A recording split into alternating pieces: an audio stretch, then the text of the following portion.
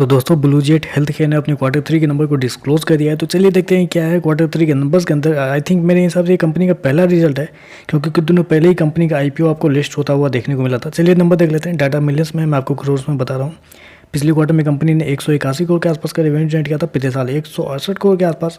अभी देखें तो अभी कंपनी का रेवेन्यू 166 करोड़ के आसपास आपको देखना है। तो साल दर साल देखें तो साल दर साल कंपनी के रेवेन्यू के अंदर ऑलमोस्ट बोल सकते हैं 1% के आसपास की गिरावट है। तो उसको गिरावट भी नहीं बोलेंगे, साल दर साल कंपनी के रेवेन्यू ऑलमोस्ट फ्लैट है। जबकि क्वार्टर क्वार्टर जाते हैं तो क्वार्टर क्वार्टर कंपनी के रेवेन्यू के अंदर एक अच्छी खासी गिरावट आपको देखने को मिल रही है। अप्रोक्सीमेटली बोल सकते हैं 8% के आसपास की गिरावट है। तो क्वार्टर क्वार्टर देखें तो कंपनी के रेवेन्यू आपको गिरता हुआ देखने को मिल रहा है, जबकि साल दर साल कंपनी के रेवेन्यू ऑलमोस्ट फ्लैट आपको देखने को मिल रहा है। खर्चे की बात कर लेते हैं तो देखिए पिछले क्वार्टर में 125 करोड़ खर्च किए थे, पिछले साल 124 करोड़।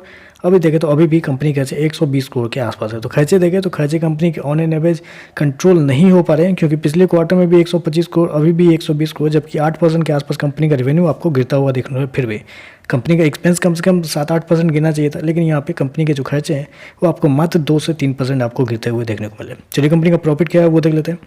पिछले क्वार्टर में 47 करोड़ का प्रॉफिट था, पिछले साल 37 करोड़ के आसपास। अभी देखें तो गिर के 32 करोड़ कंपनी का जो प्रॉफिट है वो आपको देखने मिल रहा है। ये प्रॉफिट मतलब इसमें थोड़ा सा एडजस्टमेंट भी किया गया है। क्या किया गया है मैं आपको बताता हूँ। बेसिकली इस क्वार्टर में कंपनी को एक्सेप्शनल आइटम में अप्रोक्सीमेटली 9.5 करोड़ के आसपास का लॉस लगा है, जबकि पिछले साल पिछले क्वार्टर कुछ नहीं लगा था। तो आप कह सकते हैं एक्सेप्शनल आइटम की वजह से भी कंपनी का जो मतलब मुनाफा जो है वो आपको कम होता हुआ देखने मिला। जबकि मैं आपको एक और चीज़ हाईलाइट करना चाहूँगा, एक्सेप्शनल आइटम तो आपने देख लिया, लेकिन यहाँ पे कंपनी को टैक्स के रूप में मात्र 11 करोड़ लगे हैं, जबकि पिछले साल 13.5 करोड़ लगे थे और पिछले क्वार्टर में 16.5 करोड़। तो टैक्स के रूप में कंपनी को पैसे बचे भी हैं, ये भी आप देखिएगा, क्योंकि एक्सेप्शनल आइटम है टैक्स से पहले का प्रॉफिट देखें तो पिछले क्वार्टर में 64 करोड़ का था, पिछले साल 51 करोड़, अभी देखें तो 53 करोड़ के आसपास है। तो साल से साल कंपनी के प्रॉफिट के अंदर 2 से 3% के आसपास की तेजी आपको देखने को मिली।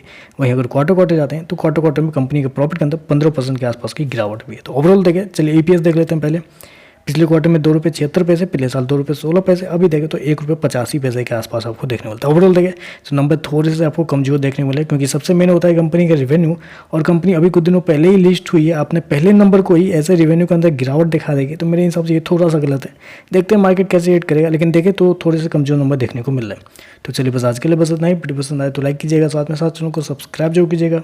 धन्यवाद।